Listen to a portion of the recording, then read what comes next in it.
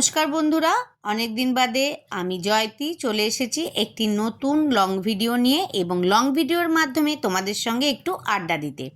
তো তোমরা তো বুঝতেই পারছো এটা রান্না রিলেটেড একটা ভিডিও এবং তাতে তো চিংড়ি মাছ দেখাই যাচ্ছে। আমার তো খুব প্রিয় চিংড়ি মাছ, তোমাদের কার কার প্রিয় অবশ্যই জানিও।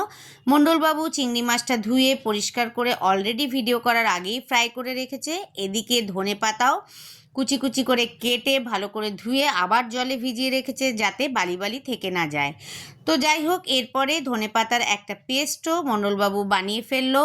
আমি তো খালি ভিডিও করার কাজ, তাই ভিডিও করে যাচ্ছি আর তোমাদের সঙ্গে গল্প করব বলেই দাঁড়িয়ে আছি।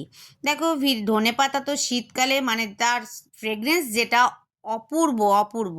প্রত্যেকটা ভেজিটেবলই কিন্তু শীতকালে একটা আলাদাই রূপ ধারণ করে। সঙ্গে এটা আদা, রসুন আর কাঁচা লঙ্কার অল্প পরিমাণে একটা পেস্ট মণ্ডলবাবু বানিয়ে ফেলেছেন। তো দুটো পেস্ট যখন অলরেডি আমাদের রেডি, তো তারপরে আমরা কড়াইয়ে তেল দিয়ে দিয়েছি এবং তেলটা যথারীতি গরম হয়ে গেছে, তোমরা বুঝতেই পারছো। সঙ্গে গোটা জিরে দিয়ে দেওয়া হয়েছে এবং ফোড়ন দেওয়ার জন্য শুকনো লঙ্কা দিয়ে দেওয়া হয়েছে। এগুলো একে অপরের পরিপূরক এবং তার সঙ্গে তেজপাতা না দিলে কি হয়, অবশ্যই তেজপাতা দেওয়া হয়েছে। এর মধ্যে আমরা আদা, রসুন আর কাঁচা লঙ্কার পেস্টটাও দিয়ে দিয়েছি।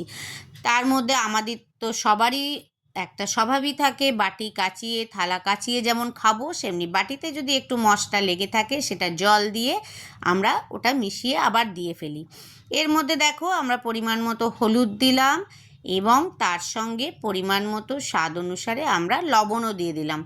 নুন ছাড়া বা লবণ ছাড়া তো কোনো রান্নাই হয় না, তাহলে তো একদম বেকার বেকার বেকার।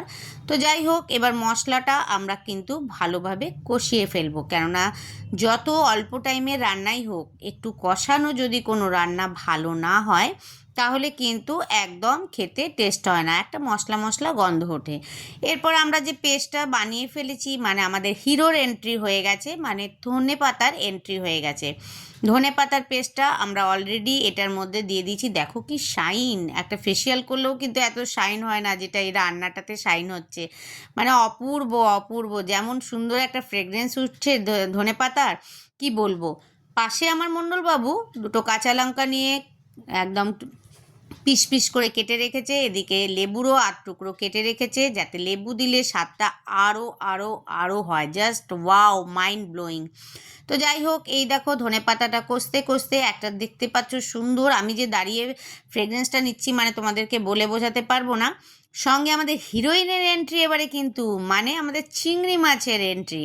তো চিংড়ি মাছের এন্ট্রিটা দেওয়ার পরে জাস্ট আমি তো আর সত্যি দাঁড়াতে পারছিলাম না, ওয়েট করতে পারছিলাম না। বিশ্বাস করো তোমরা, মনে হচ্ছে না আর করা সম্ভব নয়।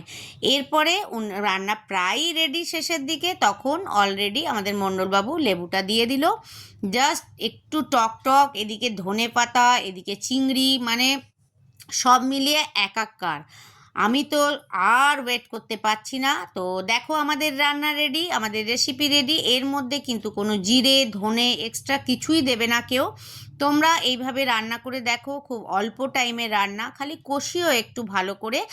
এর সঙ্গে তোমরা গরম গরম ভাত বা রুটি বা পরোটার মাধ্যমে দিয়ে খেতে পারো, জাস্ট ফাটাফাটি লাগবে। সুন্দর করে একটু সাজিয়ে ফেললাম পাত্রের মধ্যে, আমরা কড়াই থেকে নামিয়ে পরিবেশন করে ফেললাম। কাঁচা লঙ্কাটা কিন্তু ডিসপ্লের জন্য, কেন অলরেডি কাঁচা লঙ্কা দেওয়া আছে, আর এখনকার কাঁচা লঙ্কা কিন্তু খুব ধোকা দেয়। কোনোটা দেবে তো দেখবে ঝাল হচ্ছে না, আর কোনোটা ভাববেও ঝাল হবে না, দেখবে ঝাল হয়ে গেছে।